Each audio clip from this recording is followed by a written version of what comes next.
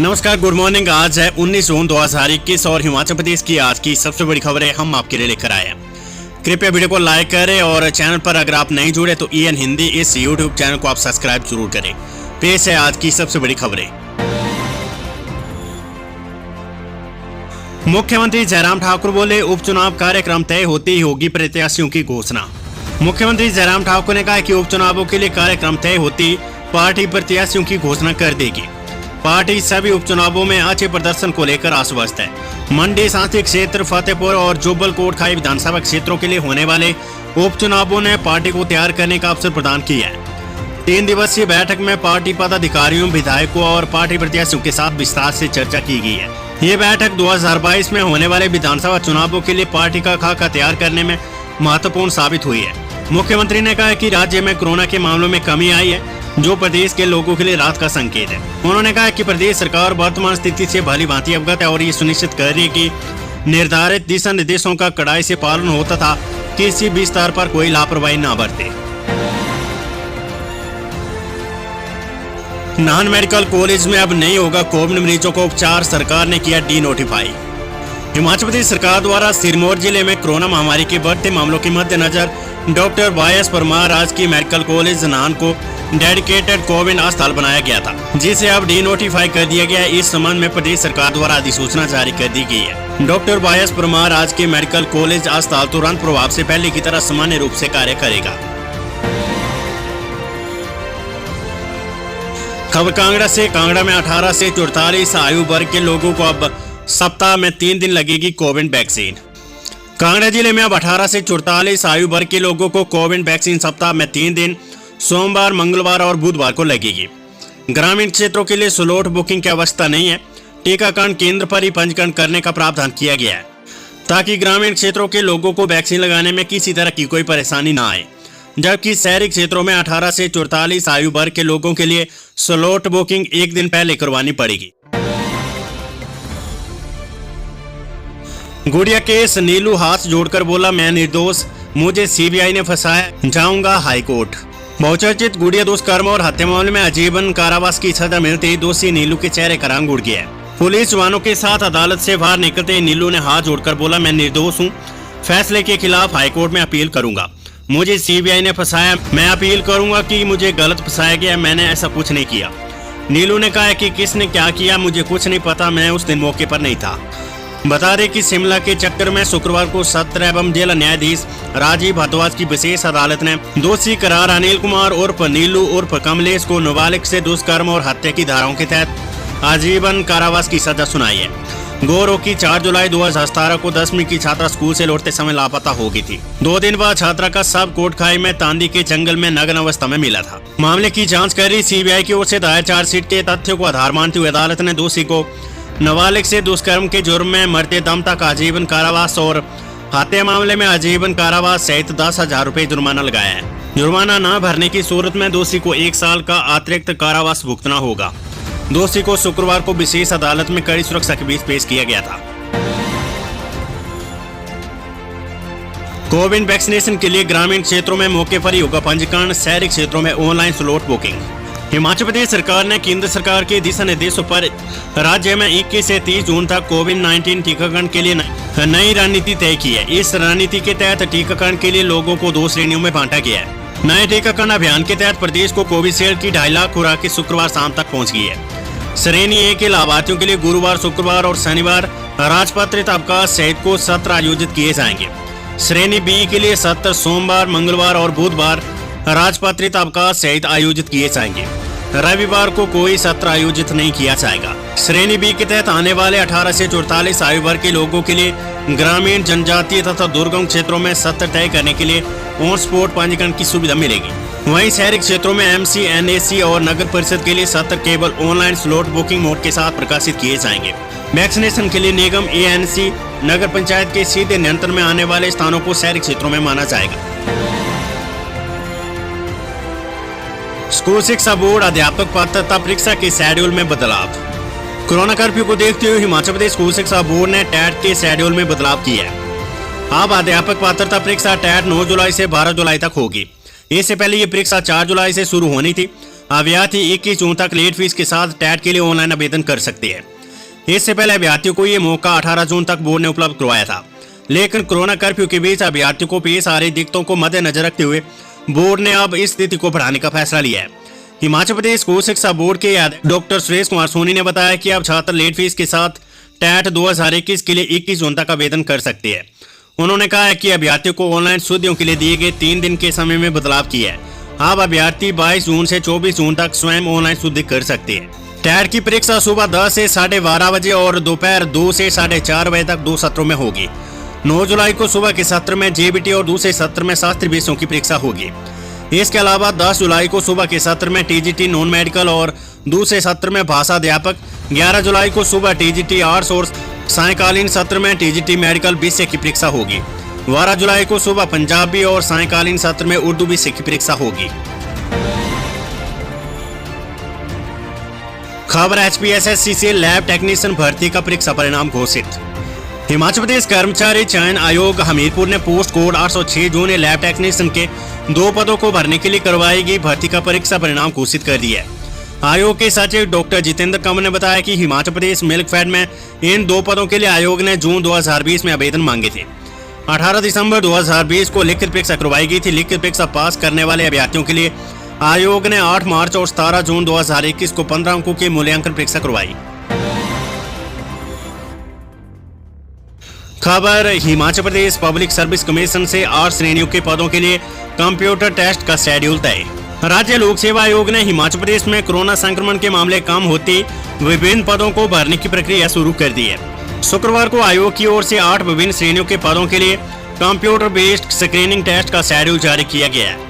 आयोग के सचिव आशुतोष गर्ग ने बताया कि ड्रग इंस्पेक्टर के पद के लिए कंप्यूटर स्क्रीनिंग टेस्ट 4 जुलाई को दोपहर 1 से 3 बजे तक होगा। अभ्यर्थियों को दोपहर 12 बजे तक पहुंचना होगा। मैकेनिकल इंजीनियर के प्रवक्ता पद के लिए टेस्ट 5 जुलाई, इलेक्ट्रिकल इंजीनियरिंग प्रवक्ता पद के लिए 6 जुलाई, सिविल इंजीनियरिंग प्रवक्ता पद के लिए 7 जुलाई, वर्कशॉप सुपरिटेंडेंट पद के लिए 8 जुलाई और ऑटोमोबाइल इंजीनियर प्रवक्ता पद के लिए 9 जुलाई को कंप्यूटर बेस्ड स्क्रीनिंग टेस्ट होगा। इन सभी पदों के लिए टेस्ट 1 से 3 तक होगा। सभी अभ्यर्थियों को दोपहर 12 बजे तक आयोग कार्यालय पहुंचना होगा। हिमाचल सोदान के सामने उभरी प्रदेश भाजपा नेताओं की खींचतान की तस्वीर। वर्ष 2022 के विधानसभा चुनाव की तैयारियों के लिए भाजपा के रोड मैप पर स्थानीय नेताओं की आपसी खींचतान भारी पड़ रही है। होटल पेट ऑफ शिमला में सभी विधायकों और पूर्व प्रत्याशियों के साथ पहली बार रूबरू हुए राष्ट्रीय उपाध्यक्ष सोदान सिंह के सामने कई विधायकों और 2017 के चुनाव के प्रत्याशियों ने जो बातें रखी है उससे वरिष्ठ नेताओं के सामने अंदरूनी खींचतान की तस्वीर उभर आई है। वैसे तो हिमाचल प्रदेश, पंजाब और हरियाणा के प्रभारी एवं राष्ट्रीय उपाध्यक्ष सोदान सिंह विधायकों और प्रत्याशियों के रिपोर्ट कार्ड लेने आए थे, लेकिन इस दौरान विधायक रमेश धवाला के अलावा हंसराज, बलदेव शर्मा समेत कई नेताओं ने अपने हलकों में अनावश्यक हस्तक्षेप के मामले उठाए हैं। किसी का नाम लिए बिना कुछ नेताओं ने कहा है कि उनके क्षेत्र में कई बार पार्टी की ओर से घोषित नेता होने के बावजूद दूसरों को तरजीह दी जा रही है। खबर कांगड़ा से। कांगड़ा में 2 गुटों के बीच खूनी संघर्ष, 5 लोग घायल, ग्रामीणों ने किया नेशनल हाईवे जाम, 9 लोग गिरफ्तार। उपमंडल कांगड़ा के बीरता में शुक्रवार को जमीनी विवाद को लेकर 2 गुटों में झगड़ा हो गया।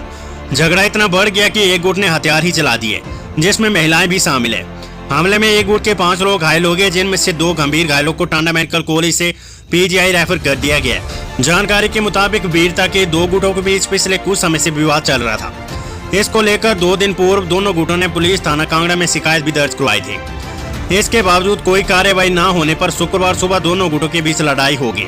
इस दौरान एक गुट के लोगों ने दूसरे गुट के लोगों पर दरार से हमला कर दिया।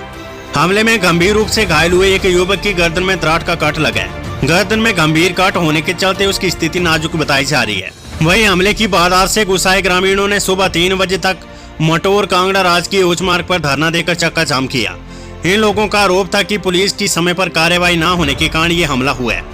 उनका ये भी कहना था कि आरोपी परिवार गांव में कई लोगों के साथ अक्सर झगड़ा करता है। पुलिस ने आज तक उस पर कोई कार्रवाई नहीं की है। चक्का जाम होने की सूचना मिलती SDM कांगड़ा अभिषेक वर्मा व पुलिस अधीक्षक कांगड़ा विमुक्त रंजन मौके पर पहुंचे। SP ने लोगों को शांत करवाया और जाम को खुलवाया। उन्होंने पीड़ित परिवार व स्थानीय लोगों को आश्वासन दिया कि जिस भी पुलिस अधिकारी ने शिकायत आने पर कोई कार्रवाई नहीं की होगी, उसके खिलाफ भी सख्त कदम उठाया जाएगा। शिक्षा में बदलाव के लिए हिमाचल को मिल सकती है 750 करोड़ रुपए।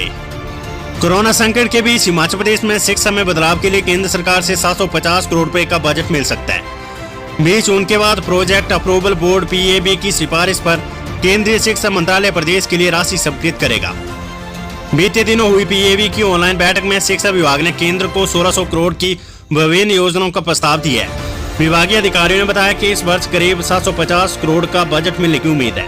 वोकेशनल शिक्षा, प्री प्राइमरी शिक्षा, ICT लैब, रोबोटिक शिक्षा और कम्युनिकेशन स्किल बढ़ाने पर इस वर्ष बजट खर्च किया जाएगा। शिक्षा विभाग के प्रस्ताव के मुताबिक ICT कंप्यूटर लैब का दायरा बढ़ाया जाना बहुत जरूरी हो गया है। केंद्र से सभी सीनियर सेकेंडरी स्कूलों में लैब बनाने की मांग की गई है। प्रदेश में अभी 3840 प्री प्राइमरी स्कूल चल रहे हैं। इनकी संख्या और 950 बढ़ाने का प्रस्ताव रखा गया है। और सबसे बड़ी खबर, हिमाचल में 3.25 लाख कर्मचारियों को मिलेगा छठे वेतन आयोग का लाभ, पंजाब में लागू करने का ऐलान। हिमाचल प्रदेश सरकार छठे वेतन आयोग को लागू करने जा रही है। इसका प्रदेश के 3.25 लाख कर्मचारियों को लाभ मिलेगा।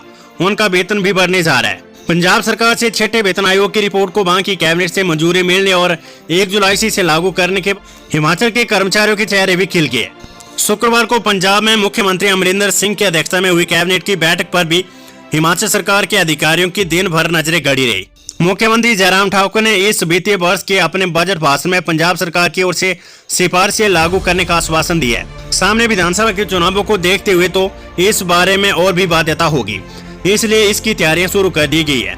वित्त विभाग इस बारे में खूब माथापच्ची कर रहा है। प्रदेश पर कितना आर्थिक बोझ पड़ेगा और इसके लिए संसाधन कहां से जुटाए जाए।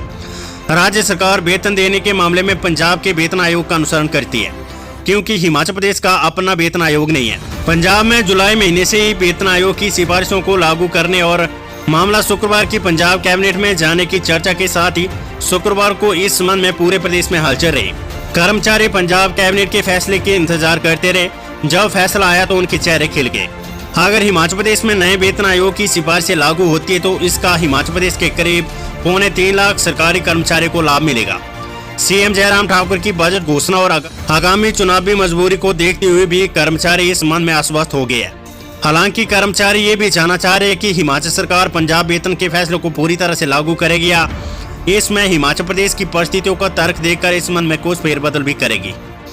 अभी पंजाब के वेतन आयोग की रिपोर्ट का अध्ययन किया जा रहा है। रिपोर्ट पढ़ने के बाद इस बारे में स्थिति स्पष्ट की जा सकेगी, क्योंकि CM जयराम ठाकुर बजट घोषणा में भी इसे पंजाब के बाद लागू करने की बात कह चुके हैं। ऐसे में लागू तो करना ही है, मगर कैसे और क्या लागू किया जाना है इसे रिपोर्ट पर करीब स्पष्ट किया जा सकेगा। विद्यार्थियों से ट्यूशन फीस ही वसूलेगा NIT हमीरपुर, BOG की बैठक में फैसला।